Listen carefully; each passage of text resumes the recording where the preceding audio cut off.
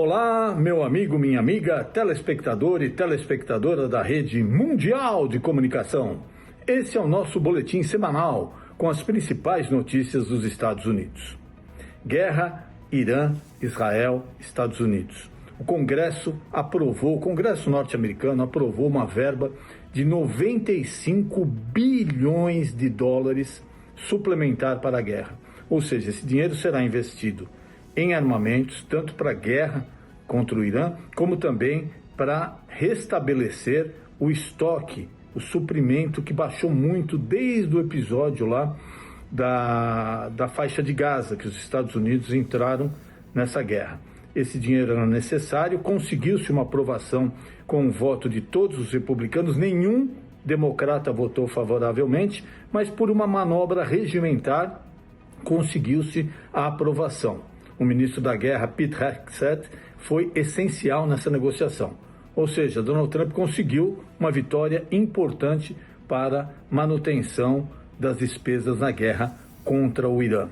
Arábia Saudita, tudo encaminhado para um acordo nuclear entre Estados Unidos e Arábia Saudita, para enriquecimento de urânio. Só que para isso ser necessário, para isso ser viável, a Arábia Saudita terá que reconhecer o Estado de Israel. E aí poderia ter essa usina de produção de enriquecimento de urânio para fins pacíficos, com a supervisão logística dos Estados Unidos.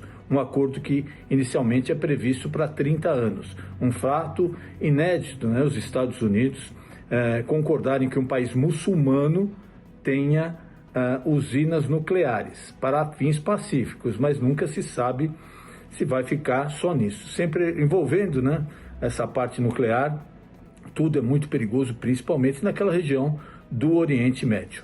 Preço do barril do petróleo passou de $100, é isso mesmo, $100 o barril. Por quê?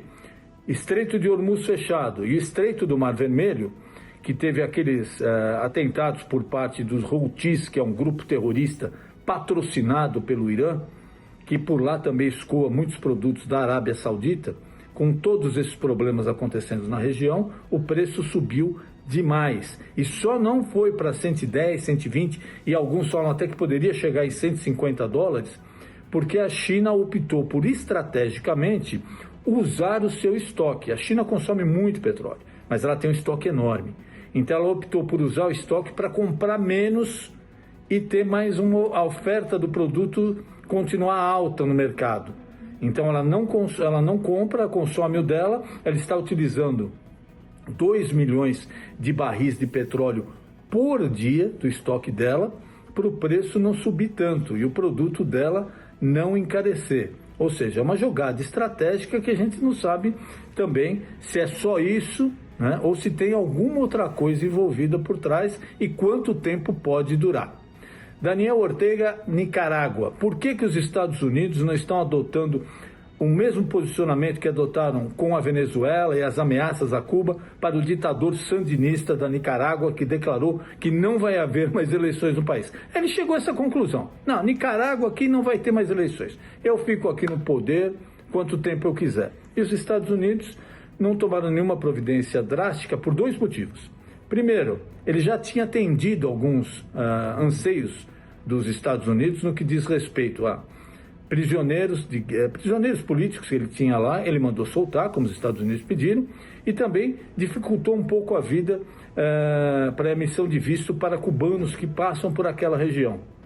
Então, com isso, tanto Rubio quanto Donald Trump ficaram mais tranquilos. Mas tem um outro motivo, que é o principal.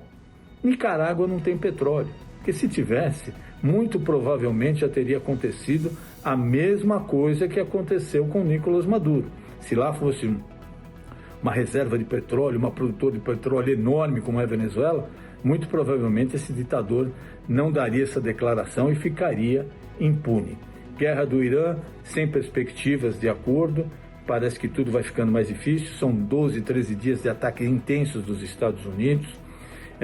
O Irã está revidando contra a base americana, já 45 americanos morreram na guerra e quase 4 mil iranianos. Os ataques continuam fortes e a ameaça agora dos Estados Unidos bombardearem usinas nucleares e pontos cruciais do Irã, da resistência do Irã. Alguns analistas internacionais acham que é um desgaste para Donald Trump, com esses corpos de soldados americanos voltando aos Estados Unidos. Isso realmente é preocupante, mas também o Irã vai chegando num ponto que fica difícil de resistir por tanto tempo a tanta pressão da maior potência bélica e econômica do mundo. Denis Munhoz, com as principais notícias dos Estados Unidos para os telespectadores da Rede Mundial de Comunicação.